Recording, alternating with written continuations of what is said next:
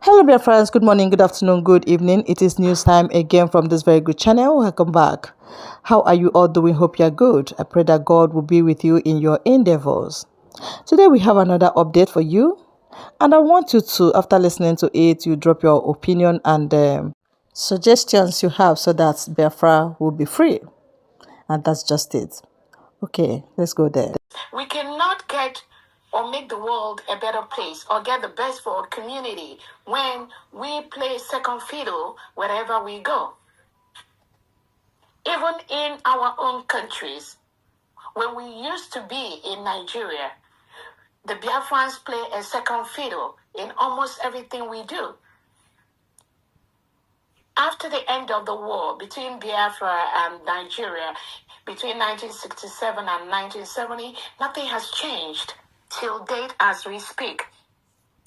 But you still see some Biafrans that partner and collude with the Nigerian state to unleash this mayhem, these killings, these deaths, this terrorist act against their own people. They are the politicians, just like the last speaker has said, that get bribed along the way. They see money and they sell their conscience. So if they sell their conscience among their fellow Africans, why can't they sell it outside? So the changes we need must start with us. Just like the United States of Biafra have declared their independence and have exited Nigeria, and now putting measures in place to make sure that we defend our land and remove all the foreign invaders from the United States of Biafra. It must be a collective push by the whole Biafrans, and that is exactly what we are doing right now. The change will not come from abroad. It's not going to come from heaven. It must come from within us. Being able to set our priorities right. Being able to establish a country where our children or our grandchildren are going to be happy, live peacefully, without mingling, without reintegrating with non-terrorists, rehabilitated and reintegrated, just like you have in the Nigerian state, where almost all the communities in the northern part of Nigeria has been taken over by the terrorists. So it starts with us. And some of the communities, some of the leaders I've talked to abroad, some of them do not even have a clue what is going on in some of our African countries. Some of them have no clue. So we must be resistant. We must persevere. We must be able to bring our stories, not just bringing the stories to rewrite it, but take the appropriate actions to ensure that equity, justice exists, not just for people outside, but also for us that are Africans and in our communities and in our nations. That is what we have to do. The Commonwealth, when I give people an example, I said, look at what happened between Ukraine and Russia. The war that was there. The United Nations was there. They were member nations. What happened? Did they intervene? No. Did they intervene at the right time? No. Did they intervene maybe afterwards? Yes. But how many thousands of innocent people died before that intervention? How many thousands of people were murdered on both sides before that intervention? So if a body like United Nations cannot do anything to stop the thousands of killings of innocent people, then what can Commonwealth do? What can they do? Especially in a system where you have some countries bribe their way all through to the top leadership positions in these organizations. They bribe their way. For example, in the United Nations, after the extraordinary rendition of the Biafran leader, Mazi Nnamdi Kanu, from Kenya to Nigeria, a committee was set up by the United Nations to look into that case. And at the conclusion of the investigation, everything, the United Nations, they told Nigeria to leave Nnamdi Kanu and compensate him. Did they do that? No. Till today, they are still trying in Nnamdi Kanu in Nigerian court. So where's the justice? So being a member of the United Nations, has it solved any problem? No. So it's just so much going on, and I'm very, very happy you brought this up. Both the African Union, the Commonwealth, the United Nations. Some of these, when you look at the precedents and what some of these organizations really do, then you begin to ask yourself, what is their whole essence? At the end of the day, most of them, they're not there to blame anyone. They're not there to say whether this country is right or that country is wrong. No. But there are key elements playing in the background to ensure that some people continue to remain marginalized, continue to remain oppressed, continue to suffer the innocent one, and in favor of those that can bribe their way. But I think it will be a collective effort when we stand together and be able to say, you know what, these injustices must stop. Even if when one fails in one organization, in one setup, in one court, we must continue to escalate it until our voice is heard. But more importantly is what we do in our individual nations, in our homes, to ensure that we set up standards that will make our countries and our nation the best anywhere, comparable to anywhere in the world.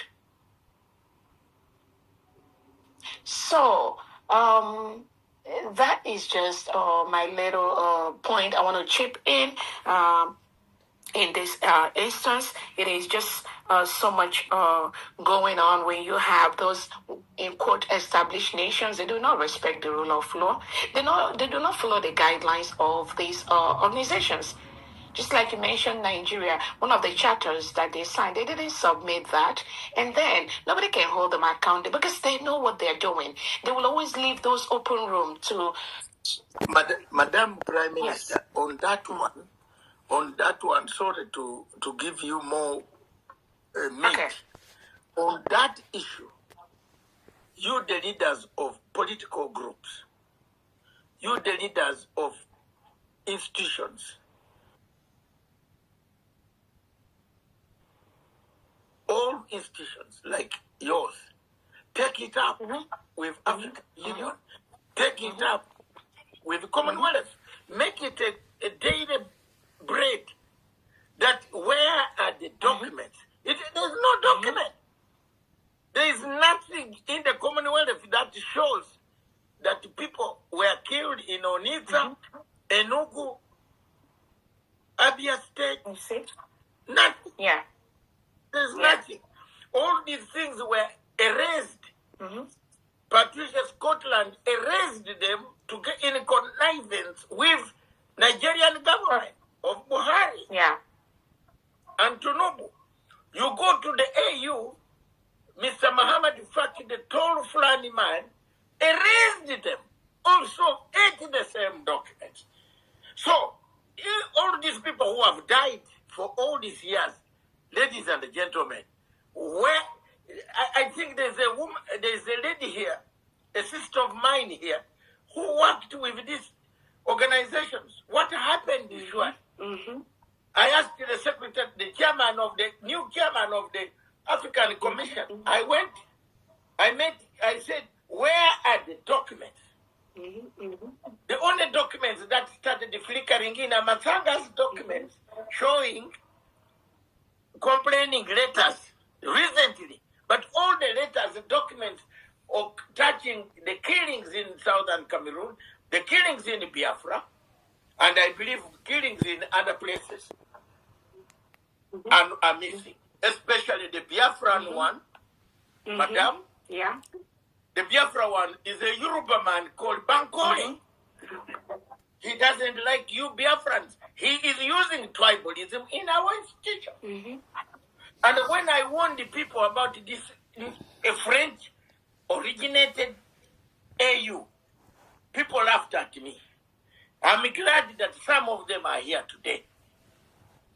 I am glad that Matsanga is here the Pope on Sunday, the first service of Pope, Madam Dr. Ngozi, the Pope called upon countries of war to stop. Did you hear an African country call? No. Maybe I'm not a Catholic. Did I hear anything? No.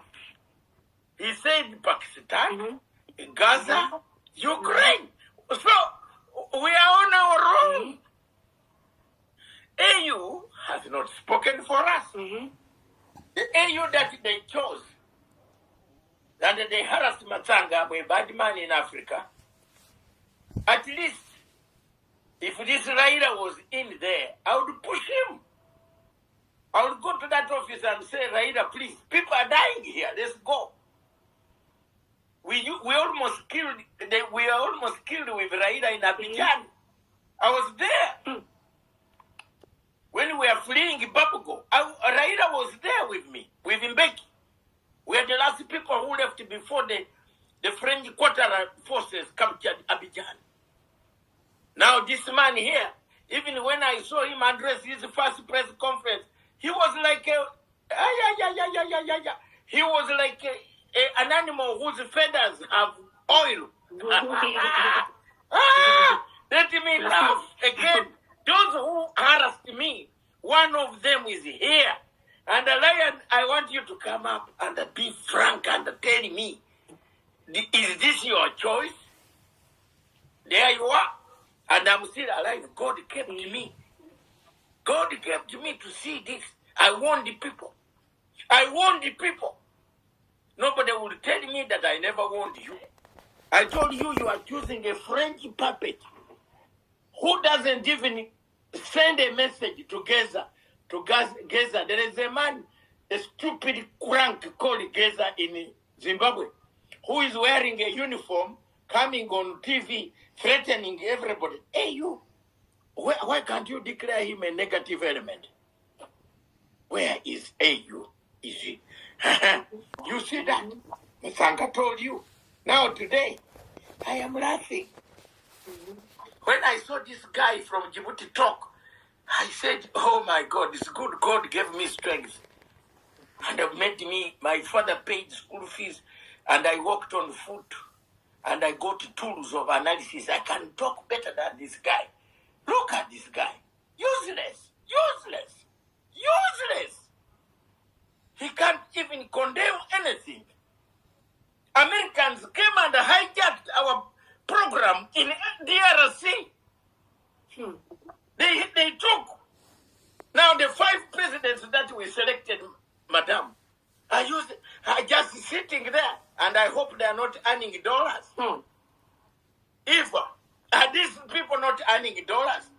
Lion, my brother from Zimbabwe, these guys are earning dollars. America just came and said, sign here, sign, money, oil, we shall give you troops. So who troops are going to kill whom? Are troops killing trees? Who should be speaking? Who should be speaking for Africa? It is African Union. But the guy is like a chicken that has fallen in oil. And when I was speaking, some people thought, oh, I don't want God when I go. When I meet him, I don't want him to ask me. I gave you a chance this year to stay on earth. You didn't speak. Me, Dr. Masanga, have spoken my life on Africa. At times, I walk hungry, taking coffee, cup of coffee, running from one court to the other for Africa. I will do it until my last iota on planet Earth. But here are people, I told you. Now Africans, learn to listen to your fellow Africans like us. I told you that this man of Djibouti is betraying you. Now here you are. Soon you are about to cry. The first country to cry is South Africa now. White people are going, and nobody is making a statement. They are going back. That's very good. For me, Matsanga, I've made my statement. I said reverse recolonization. Very good. You came here, you lied to us of a Bible, you lied to us of this. Thank you, you gave us some English which we speak now. But while we are speaking English, you are stealing our things. So if you now go back, maybe we can have a renaissance. Matanga might not see that renaissance. But the younger generation on this platform that Matanga is preaching to will pick up and see that renaissance.